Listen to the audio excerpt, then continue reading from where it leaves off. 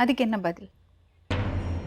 எனக்கு வேறு ஆப்ஷன் வேறு வழி தெரியல. இதை ஒத்துக்கவும் கரெக்டான விஷயம் கிடையாதேம்மா. என்னைக்கானாலும் ப்ராப்ளம் தானே. அப்போ நீ பண்ணது தப்புன்னு உனக்கு தோணலையா? உங்கள் சித்தப்பாட்டெல்லாம் சொல்லாமல் யார்கிட்டையும் சொல்லாமல் போனது உனக்கு? நான் வந்து மறுநாளே எங்கள் சித்தப்பா கிட்ட இன்ஃபார்ம் பண்ணிட்டேன். அவங்க ஏன் வரல? இன்னும் ஏன் உங்ககிட்ட உன்னை வந்து பார்க்கல? அவங்க வந்து சொன்ன அந்த விஷயம் வந்து அவன் எதுக்கு இனிமேல் உனக்கு? நான் இப்படியும் சொல்லிட்டேன், ஹஸ்பண்ட் அண்ட் ஒய்ஃபாக வாழ்ந்துட்டோம், அவரை என்னால் விட முடியாது சித்தப்பான்ட்டு. நீ வந்துடு, அதெல்லாம் ஒன்றும் பெரிய விஷயம் இல்லை இந்த காலத்தில். எனக்கு அதுக்கப்புறம் அவரை வந்து இந்த விஷயத்தில் இன்வால்வ் பண்ணுறது சரின்னு தோணலை. அதனால் வந்தால் நீங்கள் சேர்த்து வைக்கிற மாதிரி இருந்தால் வாங்க, இல்லைன்னா உங்களுக்கு என்னால் எந்த அசிங்கமும் வேண்டாம், பிரச்சனையும் வேண்டாம் அப்படின்னு சொல்லிட்டேன். அதுலேருந்து அவங்க இன்வால்வ் ஆகலை. இப்போ என்ன முடிவில் இருக்காம்மா? என் ஹஸ்பண்ட் எனக்கு வேணும் மேடம். அதுக்கு தான் இவ்வளோ தூரம் நான் அந்த கஷ்டப்பட்டு. பொண்ணு என்ன பண்ணலாம்? அது எனக்கு தெரியாதுன்றதை விட என் ஹஸ்பண்டால் வந்து ஒரு பொண்ணு பாதிக்கப்பட்டிருக்கான்னு நான் நினச்சேன். அதுக்கு நான் இன்னமும் கஷ்டப்பட்டுட்ருக்கேன். எவ்வளோ போராட்டம், இவ்வளோ இதில் என்னை யார் யார் பாதுகாத்தாங்க.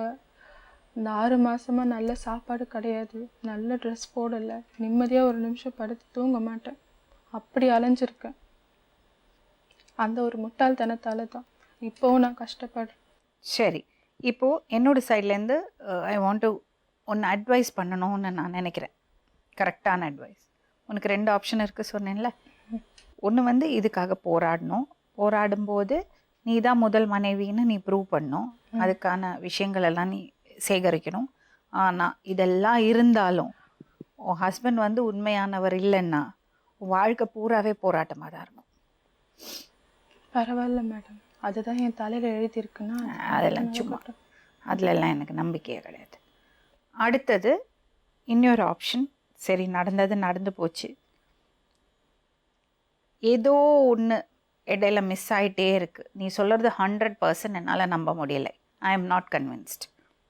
அந்த பொண்ணு கூட சும்மா பேச போனார், அதனால எந்த பிரதரும் வந்து சும்மா எல்லாம் போல்ட்டெல்லாம் போட மாட்டார் வெளியிலேருந்து. ஊரெல்லாம் கூப்பிட மாட்டாங்க.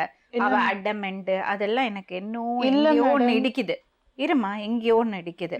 ஸோ தெரிஞ்சே கூட உன் ஹஸ்பண்ட் உங்கள் 2 பேரையும் கூட யூஸ் பண்ணியிருக்கலாம், எனக்கு தெரியாது. மேபி அப்படி இருந்தா it is not worth it. அவருக்காக அப்படி ஒரு வேளை அவர் பண்ணியிருந்தா அதுக்கு நீயே மேபி சொல்கிற. இந்த போராட்டம் வேஸ்ட்டு. ஆனால் அப்படி 2 பெண்களை ஏமாத்திட்டு ஒருத்தர் வந்து ஜாலியாக செட்டில் ஆகிறது அது தப்பு. அதுக்கு விடவும் கூடாது. அது வந்து சீட்டிங்.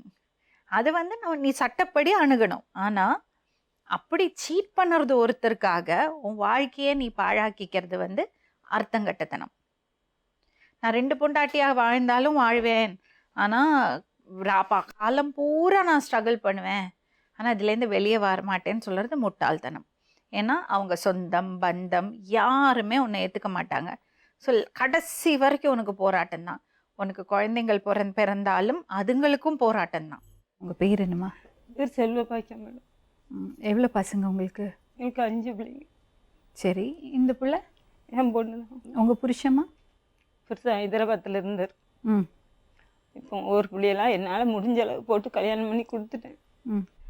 இன்னும் இதுக்கு மேலே பிள்ளைகள் ஹைதராபாத்தில் என்ன வேலை செஞ்சார்? Biscuit company. இப்போ பிப்ரவரியில் தான் தங்கச்சி கல்யாணம் முடிஞ்சிச்சு. அப்போ கூட எனக்கு ஆப்ரேஷன் பண்ண புண்ணு ஆறலை அப்படின்னு சொல்லி தம்பி கூப்பிட வந்திருந்தான். உடம்பு அப்போ கால் 2 இவ்வளோ தண்டியில் 2 காலும் வீங்கிரும். அப்போ நாங்கள் என்ன நினச்சோம், எதுக்கோ வீங்குது, உடம்பு ரொம்ப கொஞ்சம் குண்டாக இருப்பான் அவன். அப்போ குண்டாக இருக்கனால தான் எதுக்கோ வீங்குது போல் அப்படின்னு நினச்சோம். சென்னையிலையும் பார்த்துருக்காங்க, ஆஸ்பத்திரியில் ஒவ்வொரு ஆஸ்பத்திரியிலே பார்த்துருக்காங்க. இப்படி ஒரு நோய் இருக்கும் அப்படிங்கிறது தெரில அவங்களுக்கு. 2 கிட்னியுமே சுருங்கி போச்சான் மேடம். 2 கிட்னியுமே ரத்தம் அங்கங்கே ஓடாமல் அப்படின்னு நின்று போச்சான். அது வந்து எங்களுக்கு தெரியல, அவனும் சொல்லலை. ஒழுங்காகவே யூரின் போகாதான், பாத்ரூம் போனாலுமே ஒழுங்காகவே 1 மணி நேரம் 2 மணி நேரம் கழித்து தான் வருவான். அது சும்மா நாங்கள் கண்டுக்கல, அதை பெருசாக எடுத்துக்கல, சும்மா நாங்கள் கிண்டல் பண்ணிக்கிட்டு அப்படியே இருந்துட்டோம். கடைசியில் இப்படி இருந்திருக்குன்னு நாங்கள் நினச்சி கூட பார்க்கல. ஏதோ ஓரளவு எங்களால் முடிஞ்சு நாங்கள் பாட்டுக்கே இருக்கோம். ஆனால் இப்போ என் தம்பியை வச்சு எங்கள் அம்மா ரொம்ப கஷ்டப்படுதாங்க. நான் ஃபோன் போட்டாலே அப்படி இருக்குமா இப்படி இருக்குமா இவ்வளோ பிரச்சனை வருது, தம்பி அவனை நான் செத்துருவணுமான்னு பயந்து அழுதாமா ஒவ்வொரு நேரமும் அப்படின்னு சொல்ல எனக்கு ரொம்ப கஷ்டமாக இருந்தது. இப்போ வாரத்தில் 3 வாட்டி டைலஸ் போட்டுக்கிட்டே இருக்காங்க. டயாலிசிஸ் பண்ண ஆமாம். ஒரு வாட்டி டயாலிசிஸ் போனால் எவ்வளோ ஆகும்? அங்கே வந்து கார்பரேட்டர் நம்பர் இருந்தால் தான் உள்ளே எடுத்து பார்ப்போன்ட்டாங்க. அதுக்கப்புறம் திருப்பூரில் போய் அங்கே கையில் காலில் விழுந்து எங்களுக்கு நம்பர் கொடுங்க, பிள்ளையை காப்பாற்றணும்னு கார்டு கொடுக்கல, நம்பர் மட்டும் கொடுத்தாங்க. அந்த நம்பர் மட்டும்தான் இப்போ கொடுத்து டைலஸ் பண்ணிக்கிட்டு இருக்கு. அதை இப்போ அவனுக்கு ஆப்ரேஷன் பண்ணால் தான் பொழைப்பான், இல்லாட்ட பொழைக்க மாட்டான் அப்படின்னு சொல்கிறாங்க. அதை ஆப்ரேஷன் பண்ணனா கூட எங்களால் சாப்பாட்டுக்கே வழி இல்லை. கிட்னி யாரு கொடுக்க போறாங்க? கிட்னி எங்கள் அப்பாவை தான் டெஸ்ட் பண்ணிட்டுலாம் இருந்தாங்க.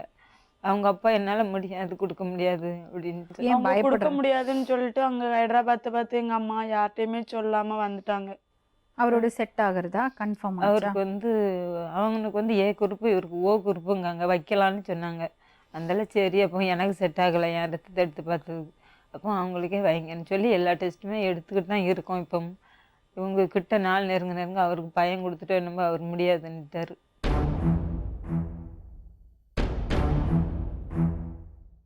பாரு தம்பி, உங்க பேர் என்னது? சுடலைமணி. மனசை விட்டுட்டோம்னா அவ்வளவுதான். என்னால் முடியாது. தைரியமா இருங்க, ஒண்ணுமே நடக்காது, எல்லாம் நல்லபடியா நடக்கும். சரியா?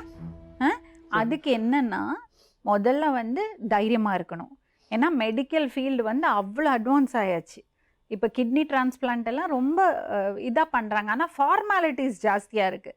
என்னென்னா கிட்னி இந்த இந்த கிட்னி விற்கிறது ஒரு ஒரு ஒரு ஒரு பிஸ்னஸாக இருந்தது. இடையில ஒரு பெரிய ஒரு ஸ்கேம் இருந்ததுனால ப்ரொசீஜர்ஸ் எல்லாம் வந்து ரொம்ப ஸ்ட்ரிக்ட் ஆக்கியிருக்காங்க.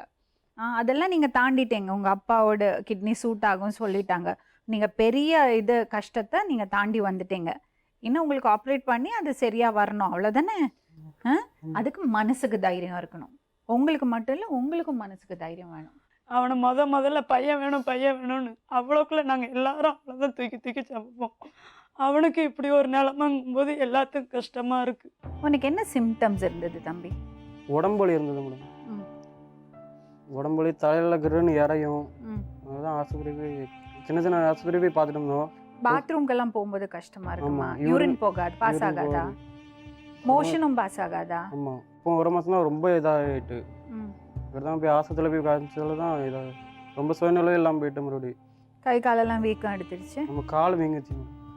உனக்கு என்னப்பா வேணும்? என்ன செய்யணும் நாங்க? கிட்னி என்னப்பா? 2 கிட்னியுமே ஃபெயிலியர் ஆகிட்டுட்டாங்க. ஆ. எங்கள் அப்பாட்ட அப்பா கொடுக்க மாட்டேங்கிறாரா? கிட்னி எப்படியும் ஆப்ரேஷன் பண்ணி எனக்கு வை, என்னை காப்பாற்றி நான் உன்னை சம்பாரிச்சு தரேம்மான்னு அவன் சொல்லணும். என்னால் ஒன்றும் பண்ண முடியல.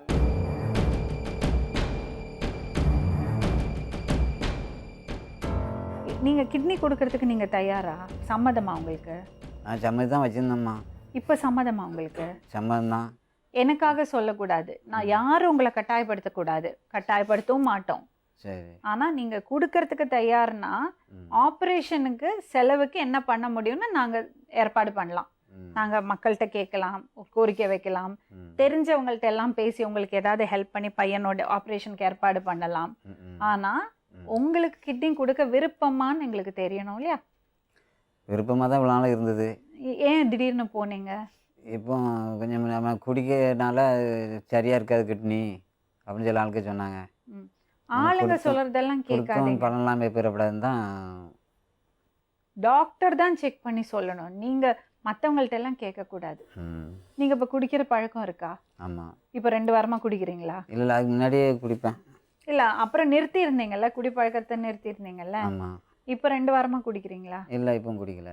உங்க பையனோட வாழ்க்கை நீங்க தான் முடிவெடுக்கணும். உங்க வாழ்க்கை இது, உங்களுக்கு தனிப்பட்ட முறையில் உங்களுக்கு இருக்கிறது சுதந்திரம். இது நீங்க முடிவெடுக்கலாம். நாங்க யாரும் உங்களை கட்டாயப்படுத்த முடியாது. எங்களாலெல்லாம் என்ன செய்ய முடியும்? ஆப்ரேஷனுக்கு உதவி பண்ணுறதுக்கு ட்ரை பண்ண முடியும். அதான் நாங்கள் செய்ய முடியும். எனக்கு தெரிஞ்ச வரைக்கும் பிளட் ரிலேஷன் தான் கிட்னி கொடுக்கணும்னு, க்ளோஸ் பிளட் ரிலேஷன் தான் கிட்னி கொடுக்கணும்னு அப்படி ஏதோ ஒரு ரெஸ்ட்ரிக்ஷன் இருக்கான்னு ஒரு சின்ன டவுட் இருக்குது. அதை கிளாரிஃபை பண்ணிக்கணும். இல்லை பிளட் ரிலேட்டிவ்ஸ்குள்ளே கொடுக்க முடியலன்னா பதிவு பண்ணணும்னு நினைக்கிறேன்ல, கிட்னி டோனர்ஸ்க்கு பதிவு பண்ணணும். 3 வருஷம் 4 வருஷம் ஆகும் மேடம். அப்படியா? ஆமாம். நமக்கு முன்னாடி இருக்கவங்கலாம் ஆப்ரேஷன் பண்ணி போக லைனாக தான் வரும். அது தனியாக வெளியே டைல்ஸ் பண்ணணும் மேடம். அதுக்கெல்லாம் வசதி கிடையாது மேடம். அதெல்லாம் 3000 ரூபா இருக்கும் டைல்ஸுக்கு. வாரத்துக்கு 3 டைல்ஸ் போடணும். அவன் கையை பாருங்க மேடம். டயாலிசிஸ் இதெல்லாம் எழுதுமா போடுதாங்க டைல்ஸ்.